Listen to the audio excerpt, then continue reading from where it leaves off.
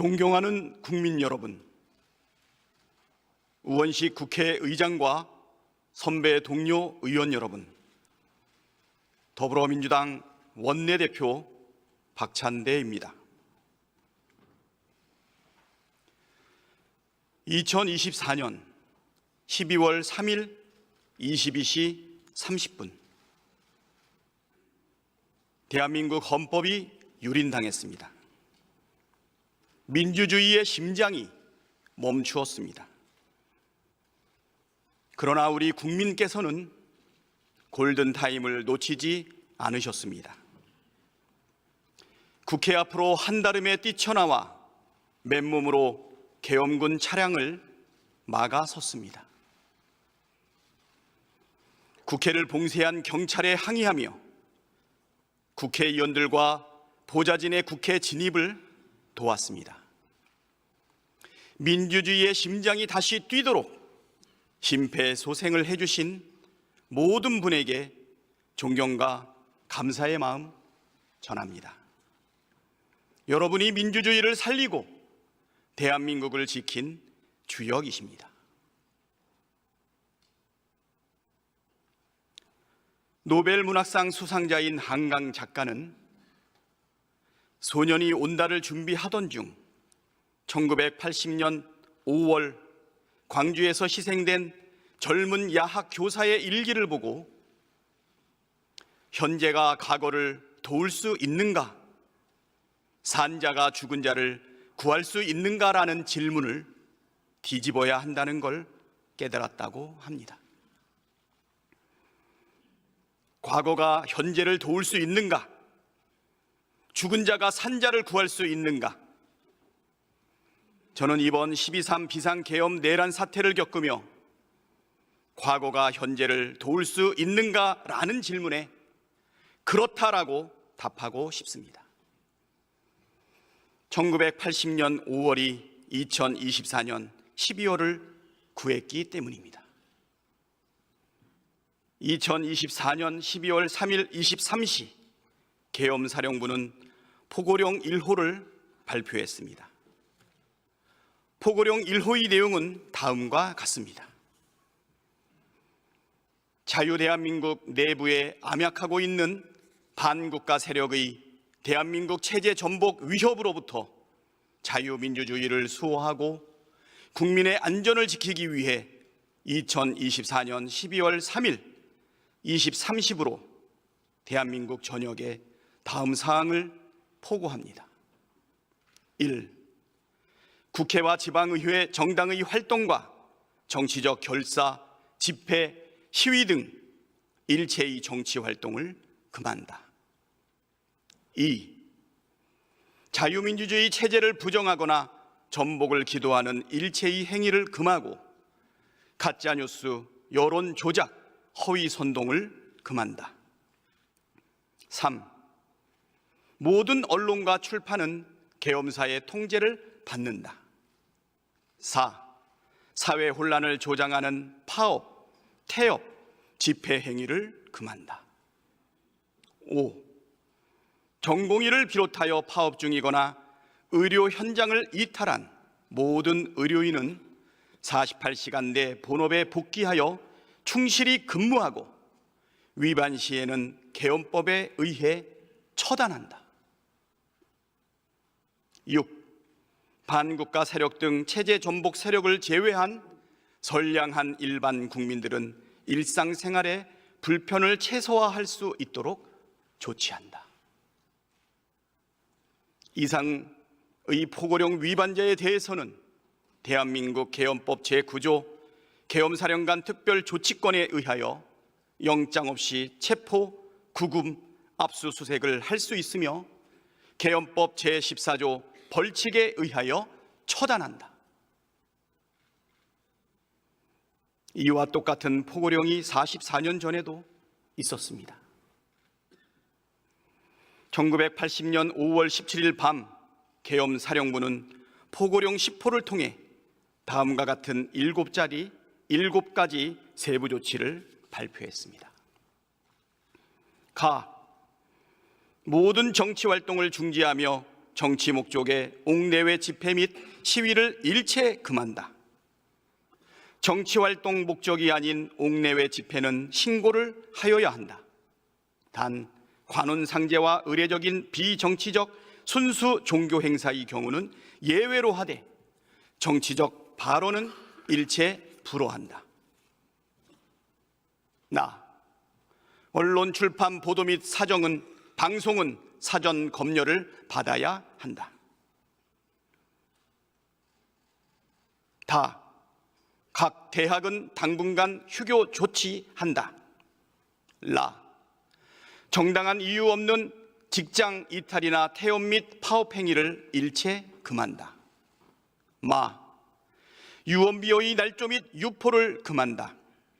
유언비어가 아닐지라도 전현직 국가원수를 모독 비방하는 행위, 북계와 동일 주장 및 용어를 사용 선동하는 행위, 공공집회에서 목적 이외의 선동적 발언 및 질서를 문란시키는 행위는 일체 불허한다.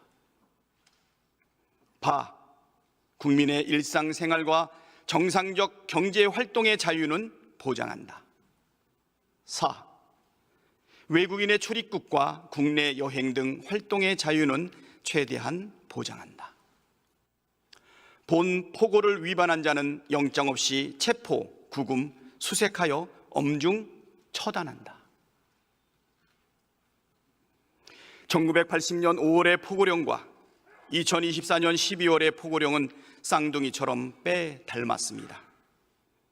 유언비어 날조가 가짜뉴스, 여론조작, 허위 선동으로 대체되었을 뿐 정치 활동을 금지하고 언론 출판을 통제하며 집회와 파업과 태업을 금지하며 위반하면 처단하겠다고 밝히고 있습니다. 12.3 비상계엄 선포 소식을 접했을 때 1980년 광주가 떠올랐습니다.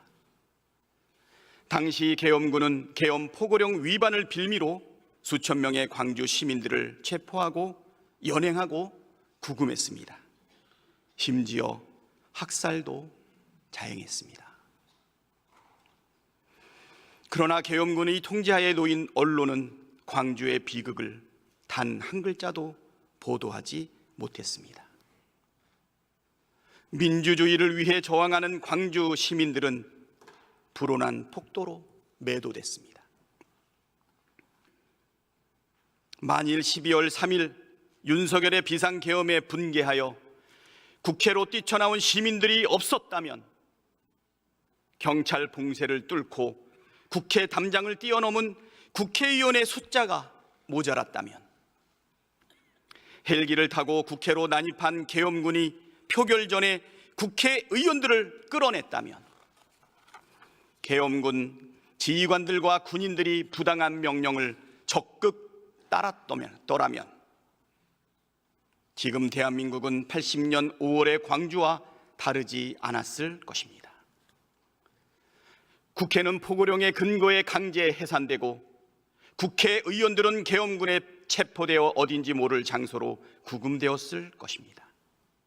일부는 고문을 받거나 반국가 세력 또는 체제 전복 세력으로 내몰려 처단되었을 수도 있습니다. 언론사는 계엄군에 의해 통제되고 모든 보도 내용은 사전 검열되고 정부를 비판하는 보도는 단 한 줄도 내보내지 못했을 것입니다. 검열을 반대하는 언론인은 포고령에 따라 처단 대상이 되었을 것입니다. 정부를 비판하거나 계엄에 반대하는 시민들은 영장 없이 체포 구금되어 군사 법정에서 유죄를 선고받거나 처단되었을 것입니다. 의사들과 전공의들은 직업 선택의 자유를 박탈당한 채 병원에 복귀하지 않았다는 이유로 처단되었을 겁니다. 우리가 아는 계엄, 우리가 실제로 겪었던 계엄은 바로 이런 것입니다. 상상만으로도 아찔한 비상계엄이 실제로 선포됐을 때 1980년 5월 광주는 2024년 12월의 우리를 이끌었습니다. 44년 전 고립무원의 상황에서도 죽음을 각오하고 계엄군과 맞섰던 광주 시민들의 용기가, 그들이 지키려 했던 민주주의가 우리를 움직이는 원동력이었습니다. 과거가 현재를 도왔고 죽은 자가 산 자를 구했습니다. 대한민국의 민주주의는 광주에 큰 빚을 졌습니다. 존경하는 선배 동료 의원 여러분, 12상 비상계엄은 명백한 위헌이며 중대한 법률 위반입니다. 헌법이 정한 비상계엄의 절차와 요건을 전혀 갖추지 못했으며 헌법의 내란죄, 직권남용 권리행사죄, 특수공무집행 방해죄 등과 같이 국민의 생명 및 안전, 국가의 존립과 기능, 국민 주권주의, 민주주의와 법치주의를 침해했습니다. 헌법 제77조 제1항은 계엄의 요건을 전시, 사변 또는 이에 준하는 국가 비상사태에 있어서 병력으로서 군사상의 필요에 응하거나 공공의 안녕 질서를 유지할 필요가 있을 때로 규정하고 있습니다. 그러나 전시나 사변, 이에 준하는 국가 비상사태는 없었습니다. 계엄을 선포한 때에는 대통령은 지체 없이 국회에 통고하여야 한다는 헌법 제77조 제4항도 지켜지지 않았습니다. 비상계엄을 수개월 전부터 치밀하게 계획하고 준비했으며 북한에 무인기를 보내 북한의 도발을 유도하고 오물풍선 원점 타격으로 인위적 전시 상황을 조성하려 한 정황은 애초부터 비상계엄이 요건을 갖추지 못한 명백한 위헌이었다는 사실을 보여줍니다. 계엄군과 경찰은 헌법기관인 국회의 기능을 마비하고 헌법기관인 국회의원을 체포해 계엄 해제 의결을 막으려 했습니다.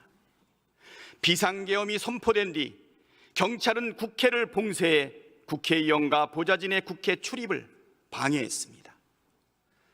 완전 무장한 계엄군이 국회로 출동하여 본회의장 진입을 시도하였고, 총기를 휴대한 계엄군은 국회 본청 유리창을 깨고 국회 직원을 위협했습니다. 무장한 계엄군과 경찰은 국가선거사무를 총괄하는 중앙선거관리위원회 청사와 연수원 등을 점령하여 출입을 통제하고 당직자의 휴대폰을 압수했으며 통합선거인명부 시스템 서버를 촬영했습니다.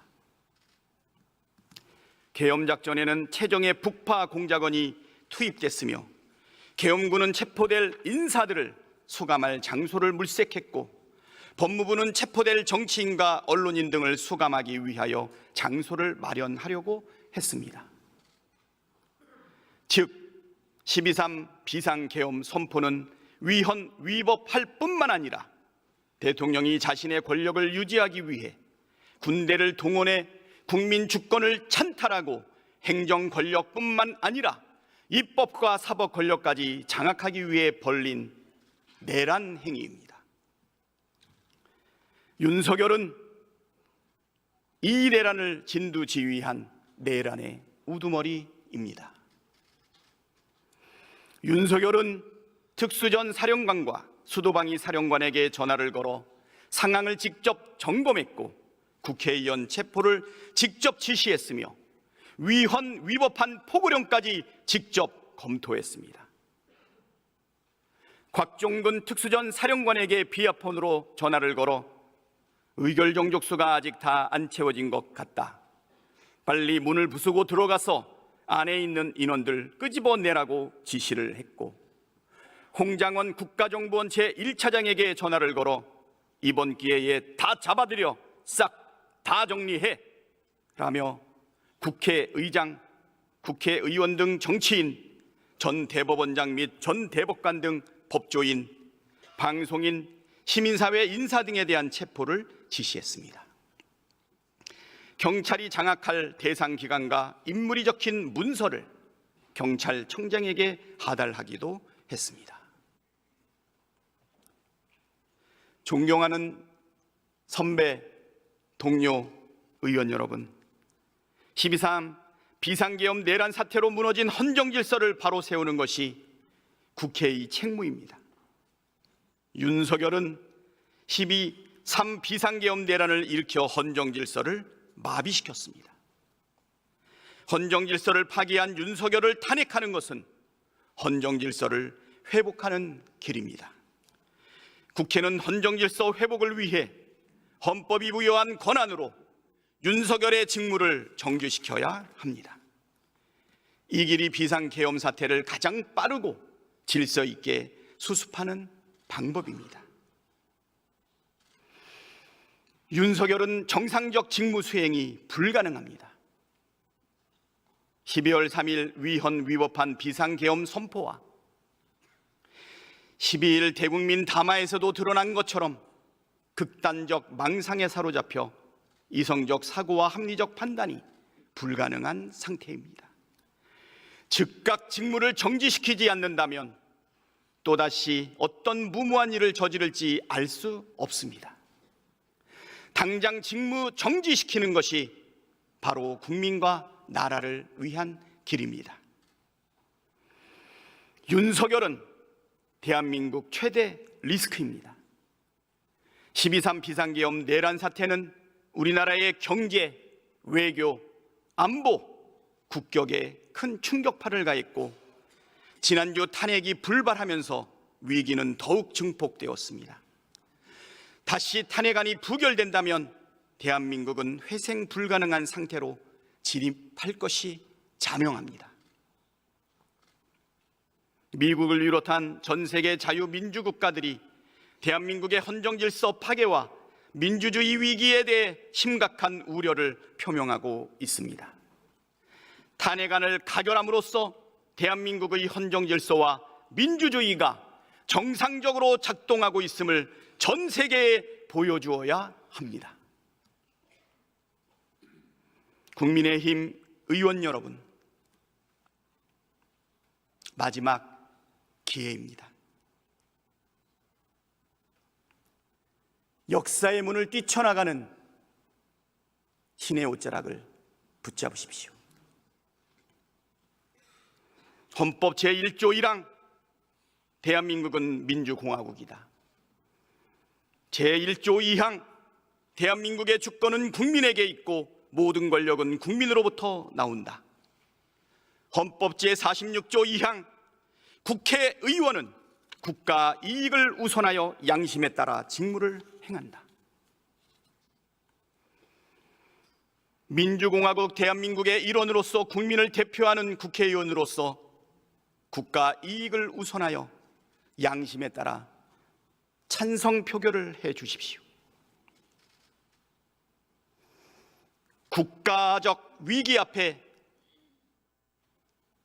당리당략을 앞세우는 것은 국민에 대한 반역이자 헌법상 국회의원의 책무를 저버리는 행위입니다. 엄중한 시국의 절박한 심정으로 호소드립니다. 대한민국의 명운이 국회의원 한 분 한 분의 선택에 달려 있습니다. 탄핵에 찬성함으로써 헌정질서를 파괴하는 자는 반드시 단죄받는다는 역사적 교훈을 남겨주시길 호소드립니다. 탄핵에 찬성함으로써 대한민국의 모든 권력은 국민으로부터 나온다는 헌법 정신을 실현해 주시길 호소드립니다. 탄핵에 찬성함으로써 대한민국의 민주주의가 굳건하다는 점을 세계 만방에 보여주시기를 호소드립니다. 고맙습니다.